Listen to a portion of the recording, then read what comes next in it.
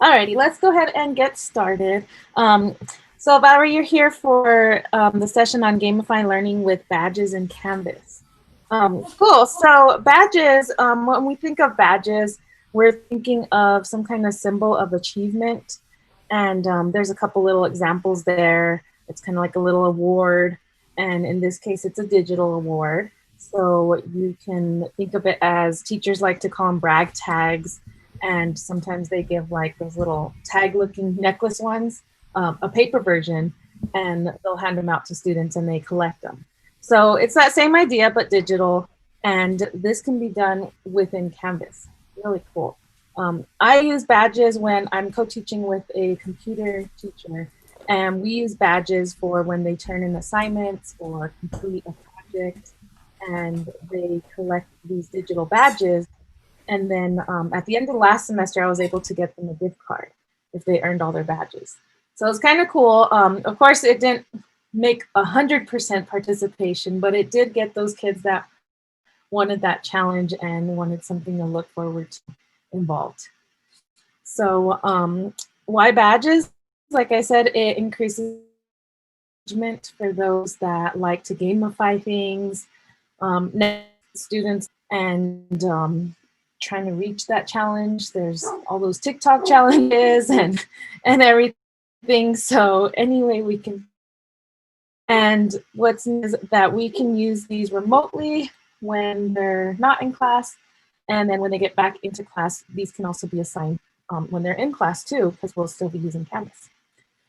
So it also tracks their progress in a nice visual way. So thinking of Badgr, Badgr, that's the program that integrates with Canvas. There's a couple considerations. When using that Badgr system, you must have modules set up or create a module in order for your students to earn that badge. It also, once it's all set up, then it'll automatically award it to students.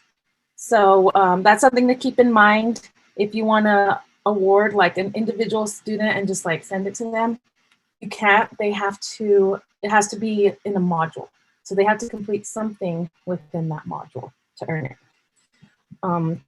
And then something I just found out yesterday is you want to make sure your module is all set up and everything's published prior to assigning the badge. If you do it before things are published, then sometimes weird things happen where it'll give like the badge to everyone, and it's like a little weird glitch in there. So I just noticed that yesterday, but that's just something to consider.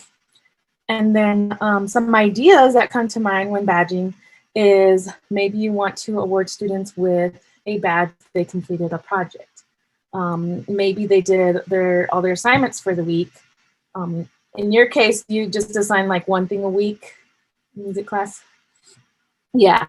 And so I've also seen like a star student badge, and maybe like multiplication quiz, or they passed all their multiplication tests, so they earn a badge, and even like some participation badges.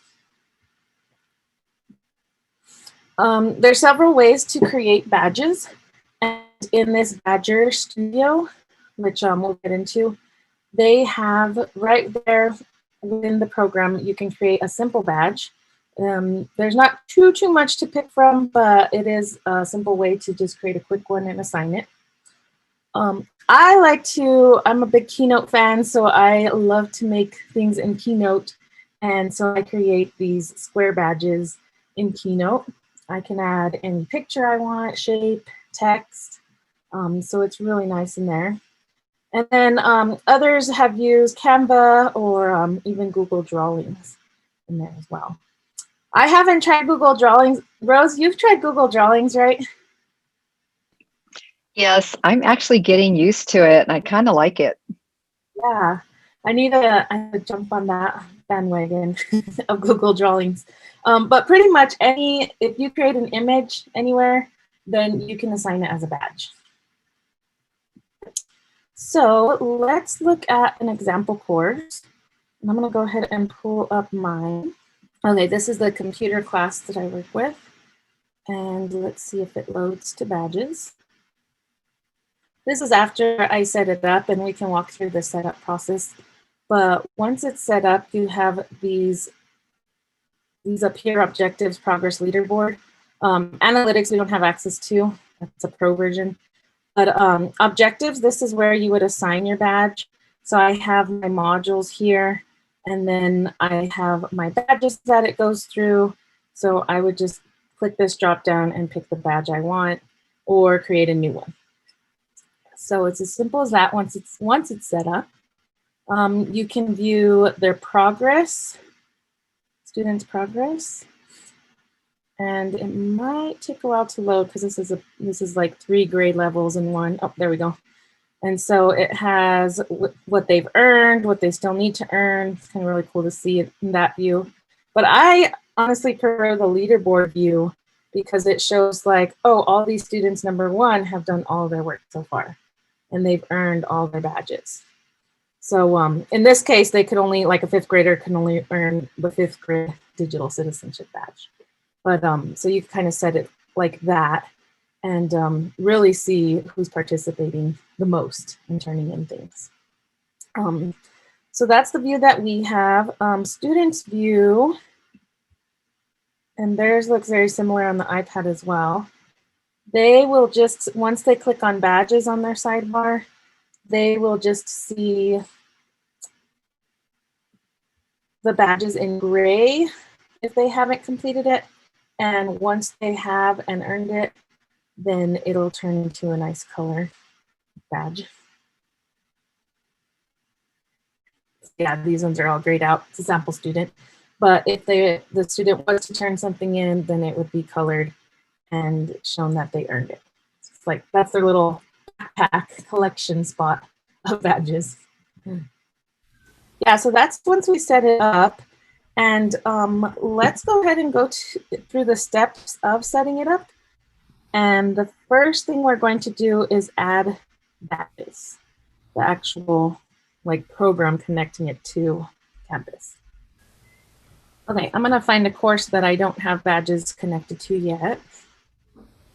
And you could do this in the course you're using, or you could do it in a sandbox course, either way.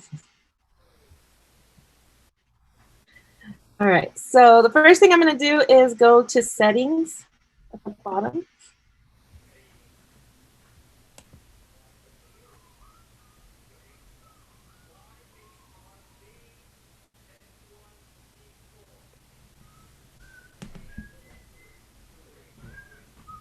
And in the middle of your screen, you should see navigation.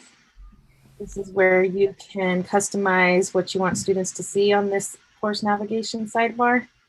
And badges is probably at the bottom, near the bottom here. If you just drag it from the bottom section to the top, then it'll be available. So go ahead and do that, and then don't forget to hit save. All right, you may have to reload or click back on home for badges to show, but once you do that, then you should have it on that course navigation. So let me know if you got it there. Yes. Awesome. Okay, let's go ahead and click on badges. And this part is setting up your Badgr account. Which, Rose, I learned now that we don't actually have to go to badgr.com. We could do it right within Canvas. So that's really nice. Okay, I actually clicked on it on my Everyone Can Create course that I'm working on, and I wasn't sure, so. Yeah, it seems like it's a lot easier than when we first have done this, so that's good. So then we just click authorize? Yeah, if something pops up, hit authorize, and then it should say something like my issuers, and does it let you create an issuer? Yes. Okay, go ahead and put your name. I think you have to fill out everything. I don't think you need a picture, but where it says website URL, you're gonna type this in, https badgr.com profile. I'm not exactly sure why, but it'll take that. Okay, mine popped up. I didn't put a photo in there though. That's okay. I think you can always go back to put a photo of Yeah. that. But what showed after you hit new issue? Um, Oh, you go ahead, Valerie. all of my modules, and then like Okay. badge, evidence, complete module type. Oh, good. I think that's what we want. Rose, does yours look something like that where it has your modules?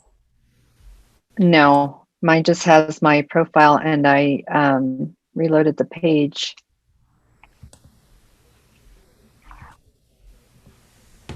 Now it does. It's Okay, got the cool. badges for the activities. Awesome. So I'm guessing it looks something like this. And our next step is, okay, so we already have this set up. That's a one-time thing we don't have to worry about again. In this course, if you're to make another course, you'd have to do it again. But here it is. And let's go ahead and look at our modules. So I'm gonna go and click on modules on this side. And Valerie, are you already using modules? Yes. Awesome. Okay, so I have different modules here, but I just created one module with one item in it. So my idea is I just want students to complete one thing in order to get this badge. Starting off small, that way they feel successful when they turn it in. And then maybe the next badge, they have to do two things to earn it and kind of build up. So I have here under this module one assignment. And what we want to check is the requirements. So what do they have to do to earn that badge? So to check that, I'm going to go to this little the three dots in my module header and select edit.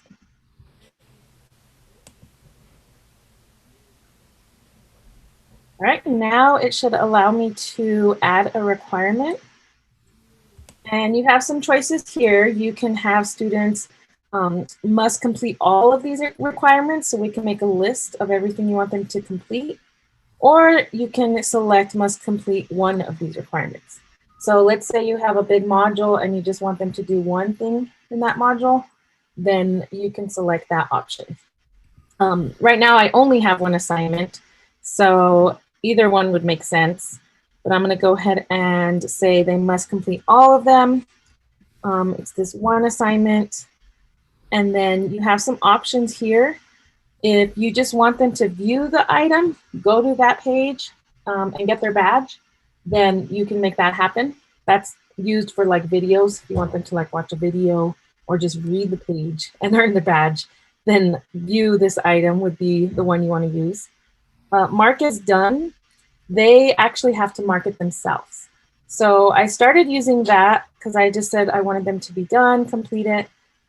But a lot of times students had to go and mark it themselves and they didn't get their badge awarded that automatically. So what I started to do was use the score at least. So they have to score at least like a 1 to turn it in or complete in order to get that badge. If you choose just submit the assignment, if they submit like a random assignment, like a picture of the wall, then it's going to give them the badge. And that's not really what they earned if they're just submitting anything. So I tend to use the score at least, and then I just put a 1 out of 1. The work I do, I don't really score, but you could do like at least score a 3 out of 5 or whatever scoring system you're using. So I'm going to go ahead and update this module. And Tamara, that score at least is how you set up the assignment, correct? Yeah. I use complete or incomplete.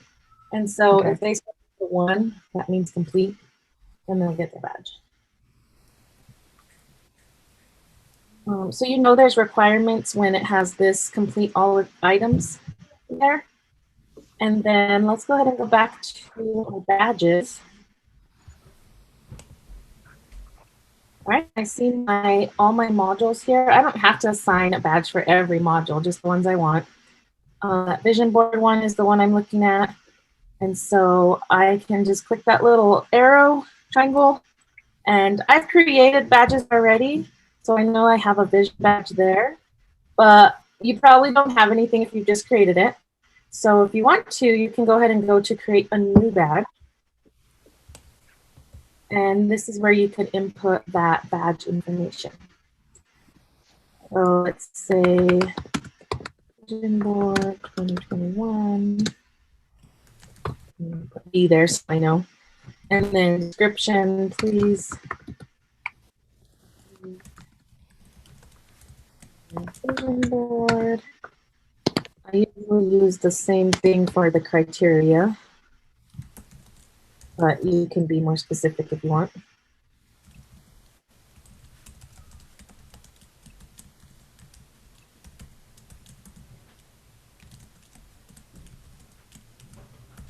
Then you can pull in a picture from anywhere that you've saved, or you can go ahead and try the Badge Studio.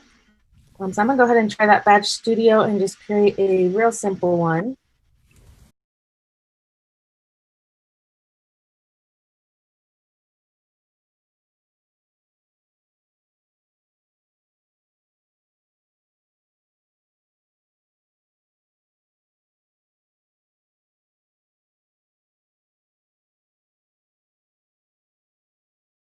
All right, back in Canvas, I've created my new simple badge. I put it in here so you can even just drag it from your downloads here, or I think it allows you to tap in and find it in your files.